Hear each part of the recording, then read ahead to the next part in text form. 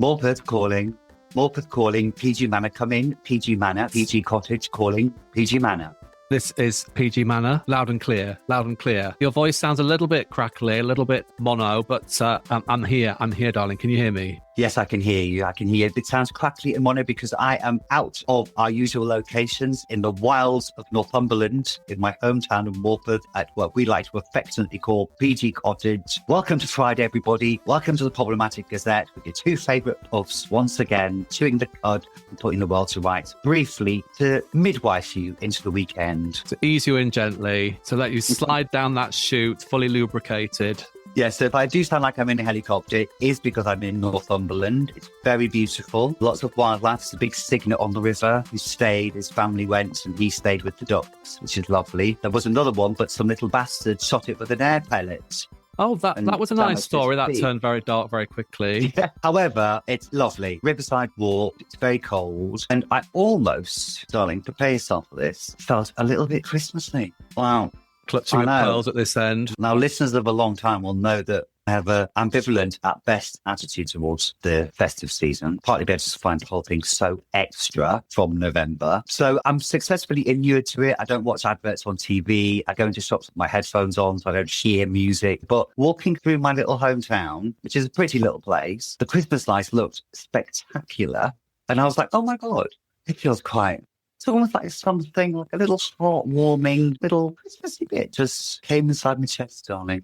I'm in full-on Christmas mode at this end. Yes, my Christmas cake fruit is soaking at the moment in the fridge. I have to give it a shake every day. And then in a week's time, I shall be stirring up. I miss Stir Up Sunday. But anyway, my onions are pickling. Did that yesterday.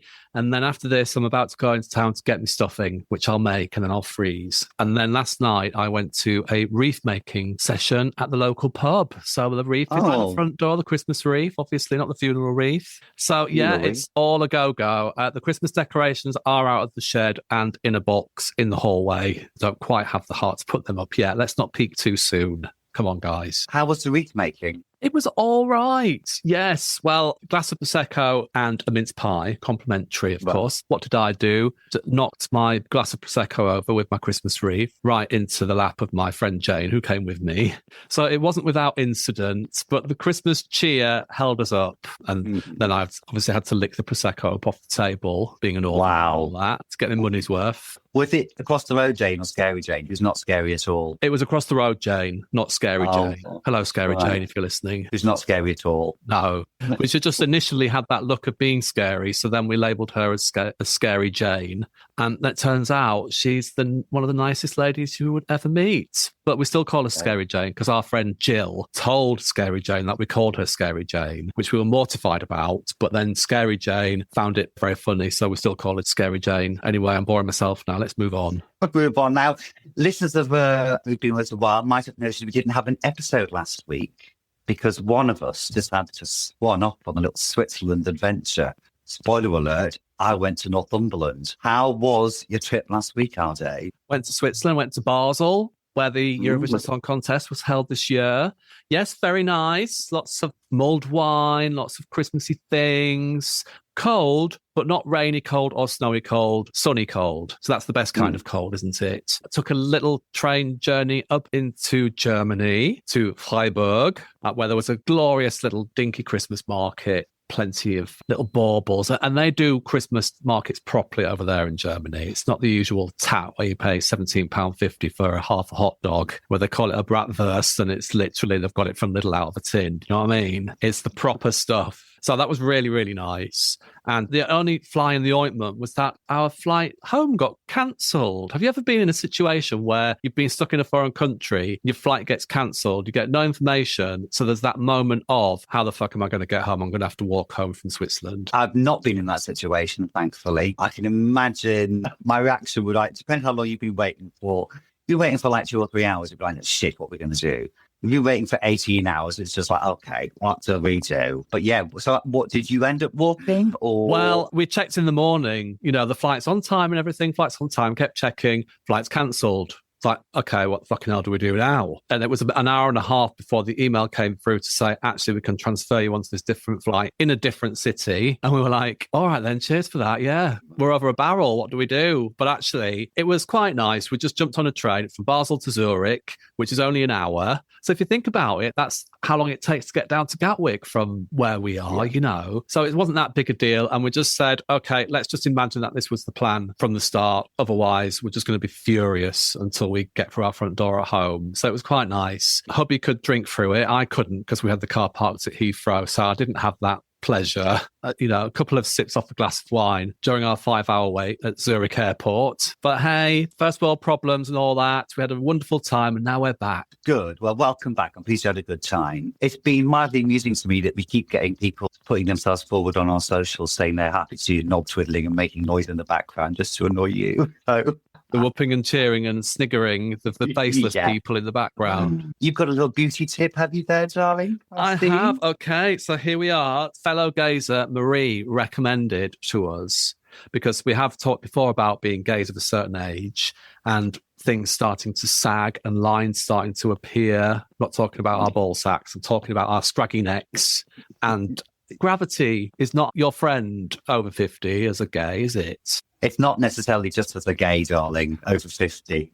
Yes, but anyway, I'm just going with that because that's what I am. That's my life. It's my life. It's all about me. Okay. So she's recommended Collagen Glow Up from Nutrition Geeks. Now, we're not being sponsored for this, but I mean, if they are listening, feel free to send us something if you want. Definitely. So it's a couple of teaspoons of collagen in your daily smoothie or whatever you have. And it's supposed to prevent those lines from coming, and good for your nails, good for your hair, good for your skin, all that kind of thing, just to give you a glow up. But I have just looked at it and it isn't vegetarian, so it's not for you, darling. Oh, well, there you go. There you go. I do like the top of the back of the packet. I just said it is backed by PhD. What does it say? Look at the top. No, back of it. On the back, top right. Backed by PhD scientists. There you go. Yeah. Well, there you go. It must be true then. Well, it must be true, even though they've not listed who these PhD scientists are. Yeah, or what particular branch of science. Recommended by astrophysicists. Yes, exactly. We should observe. Have you started taking it yet? Yeah, can't you tell? Oh. No, I haven't. I'm kidding. I haven't yet. Yeah. The one ingredient is hydrolyzed bovine collagen peptides. So, I mean, that must be doing me some good, surely. Yes. Yeah, that's the bovine. That's the cow bit right there. If I start mooing in the next podcast, you'll know why. I will maintain observation on this, dear listeners, and keep you posted of the effect on David's scraggy neck. Your neck is remarkably unscraggy. I've moisturised today, you see. Stop doing your Deirdre Barlow. No, I haven't got my Deirdre Barlow. Yes, it's not too bad, but if you look at it in certain light, when the light's shining on it, can look a little bit wrinkly. I need to get it tightened up. There's a little hint of the gobble about mine, but it's a tiny, tiny, tiny, tiny. Anyway, pressing on, I've got two tiny things I'd like to pick up on briefly before we finish. Yeah. Riot Women's been commissioned for season 2. I'm delighted to read. Very happy with that. I loved it. And I saw another trailer for The War Between the Land and the Sea, the Doctor Who spin-off, and it looks pretty damn good, I have to say. So I'm quite excited about that. Do you know what I've been watching?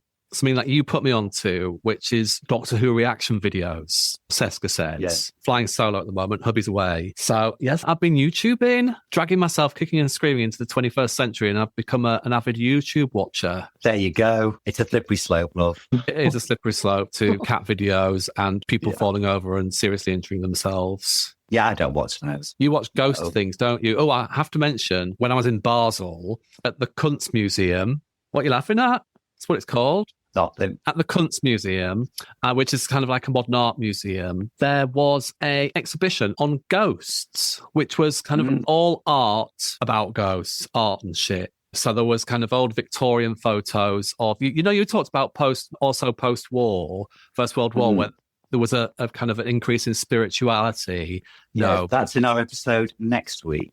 Ah, yes, that's good. Yes.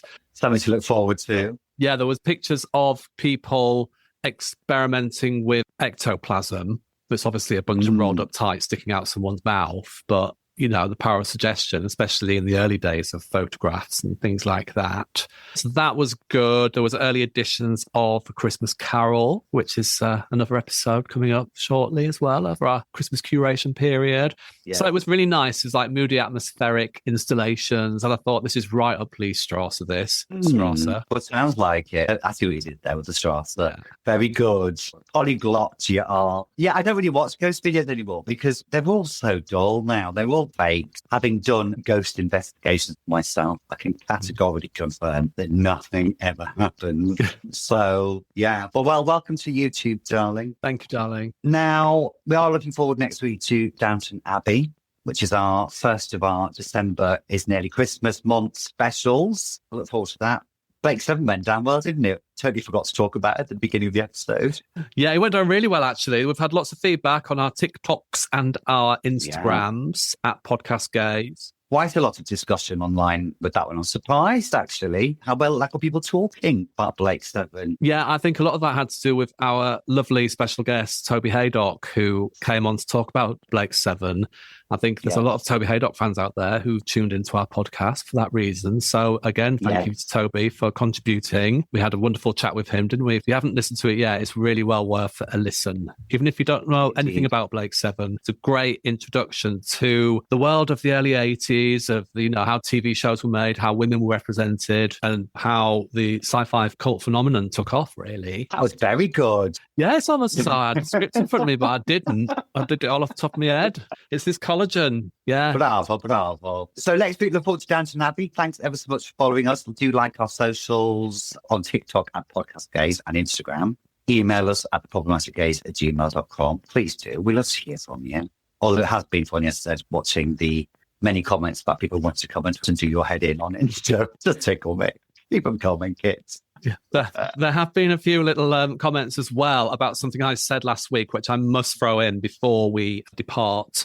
I got someone's name wrong. We'll talk about Grange Hill and I'm Only Trying to Help You, Roland. And I mistakenly called Roland's friend by a different name. And of course, it's Janet with the immortal lines, I'm trying to help you, Roland. And actually, I've been watching a compilation clip with all the clips of Janet only trying to help Roland. And they are a sight to behold. They're so... But she's so horrible about it. You could see she's trying to help. It's like, bloody hell, John. It's like, I'm going to put out a compilation on the socials this afternoon so we can, I mean, it's joyful to watch, but she's so bitchin'. She's like, it's not healthy to be as fat as you, Roland. Yeah. You're eating again, Roland. Exactly. She's so passive aggressive with it. But yeah, iconic. So apologies to Janet fans. Yeah, Janet, come on the pod, please. We'd love to have you. Oh my God, that would be amazing. I did hear interviewed many years later and she was kind of made up that she still gets recognised for it, I think. Anyway. So she should. Yes, indeed. Thanks for listening, Gazers, as ever. We love you. Have lovely weekends, everybody. And until next time, au reservoir, Dave. Au reservoir.